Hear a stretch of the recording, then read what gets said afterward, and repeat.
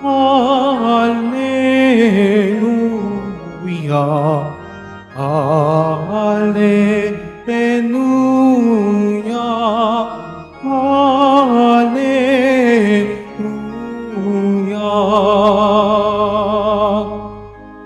Amang Diyos ni Jesucristo, ang salita mo'y totoo, kami ay pabanalin mo. Alleluia, Alleluia, Alleluia, Alleluia.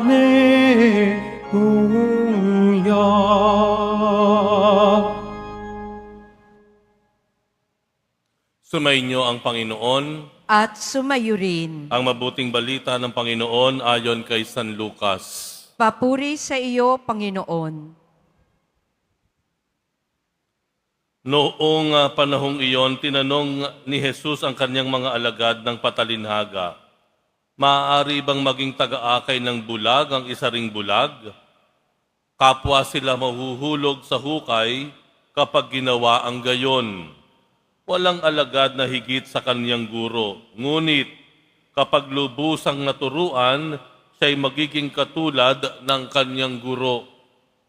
Ang tinitignan mo'y ang puwing ng iyong kapatid, ngunit hindi mo pinapansin ang tahilan sa iyong mata. Paano mo masasabi sa iyong kapatid, "Kapatid, bayaan mong alisin ko ang iyong puwing," gayong hindi mo nakikita ang tahilang nasa iyong mata? Mapagpaimbabaw. Alisin mo muna ang tahilan sa iyong mata at makakikita kang mabuti. Sa gayoy maaalis mo ang puwing ng iyong kapatid. Ang mabuting balita ng Panginoon.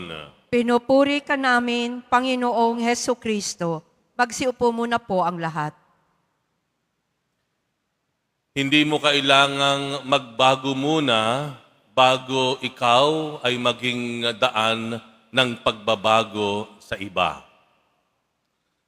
Ito pong ating sinabi sa Ebanghelyo na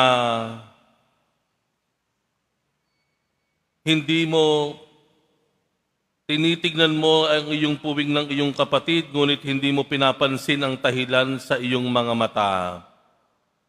Paano mo masasabi, kapatid, bayaan mong alisin ko ang iyong puwing, gayong hindi mo nakikita ang tahilan sa iyong mga mata?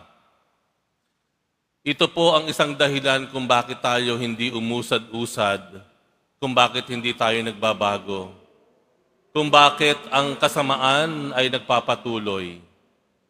Dahil sa isalitang ito, na kailangang tanggalin mo muna yung harang sa iyong mga mata bago mo magawang tanggalin ang harang o puwing sa mga mata ng iba. Dahilan nga minsan alam natin na tayo ay mayroon ding kasalanan, tayo ay may pagkakamali, kaya minsan hindi nagiging maganda ang kinakahinatnan natin sa pangkalahatan. Number 1, kapag ganito po ang ating naging pamantayan sa buhay, ang kasamaan ay magpapatuloy na lalaganap. Bakit? Abay, wala nang magtutuwid, wala nang magpapaalala, wala nang magtatama.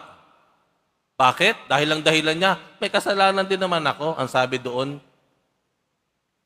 Wala akong karapatan, no, na magtuwid ng iba dahil ako makasalanan din naman ako. Ano resulta? Nagpapatuloy ang kasamaan. Walang nagtatama. Nakita niyo ang isang pamilya kapag ang mga magulang hindi na nagtatama sa kanyang mga anak? Kapag ang mga magulang hindi na nagtuturo sa kanyang mga anak habang lumalaki? Ano kakahinatnan ng pamilya? Ano kakahinatnan ng buhay ng mga anak? Lalaking pariwara. Dahil sa ganito, nagpapatuloy at lumalaki pa ang kasamaan.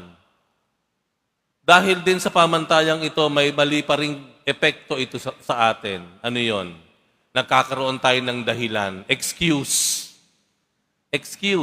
Nagkakaroon tayo ng dahilan. Nagkakaroon tayo ng dahilan sa ating pananahimik. Nagkakaroon tayo ng dahilan para tayo ay magpasawalang bahala. No? Magwalang imik. Dahil ang nasa isip natin, makasalanan din naman ako. Wala akong karapatan. So, wala akong karapatan na magtama. Walang dahilan para magtama ako. So, nakakaroon tayo ng dahilan para ating takasan ang ating pananagutan sa ating lipunan, sa ating kapwa.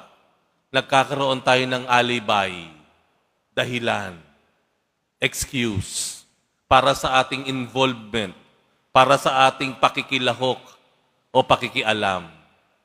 Pangatlong pangit na nangyayari kapag ito lang ang ating pamantayan, nakukulong tayo sa ating sarili.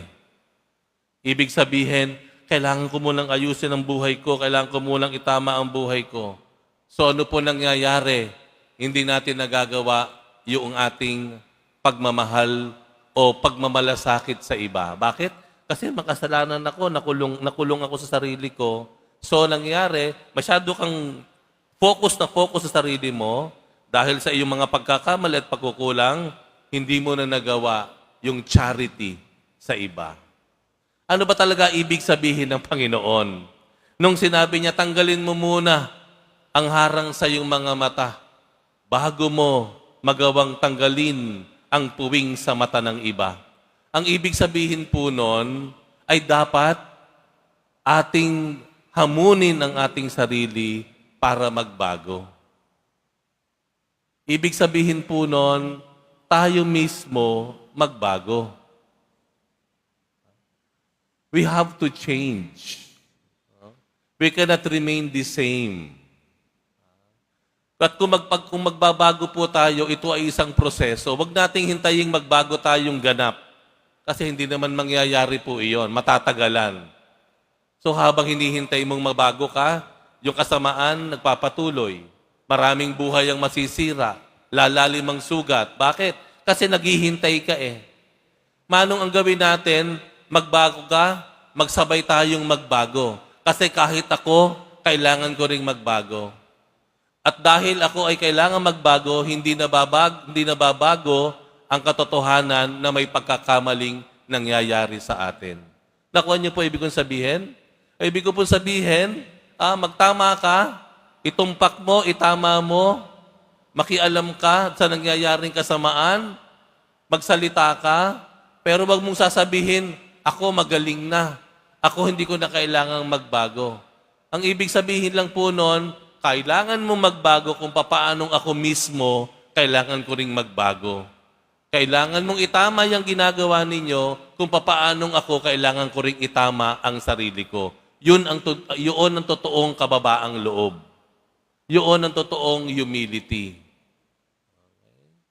Kaya maging sa panahon ngayon, bakit ba tumatagal ang kasamaan, ang dumi, karumihan, pagnanakaw, korupsyon?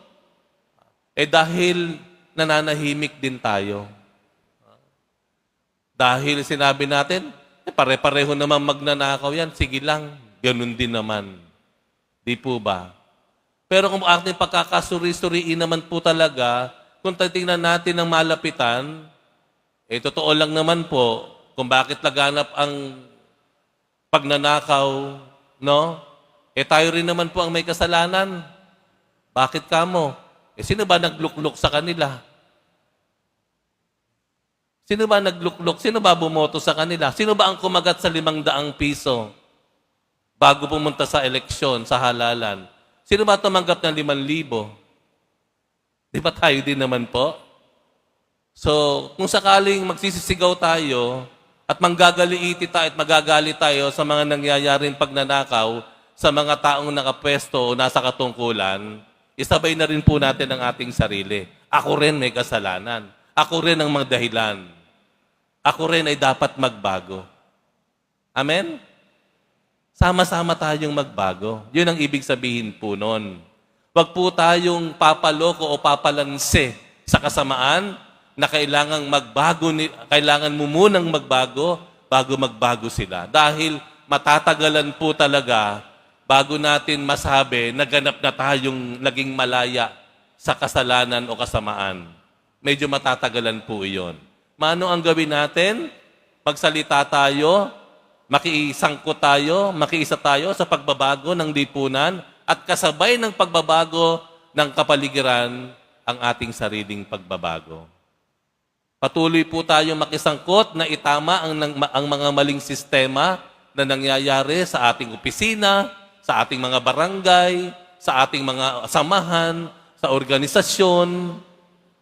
Itama po natin, ituloy po natin ang pakikiisa sa pagbabago at pagtatama. Pero, isabay po natin ang ating sarili. Aminin din po natin na tayo kailangan nating magbago, na tayo mismo ang ating mga gawi at mga kaparaanan ay dapat ding itama. Hindi kailangang magbago ka ng ganap bago mo gawing magbago ng iyong kapaligiran, ng iyong kapwa.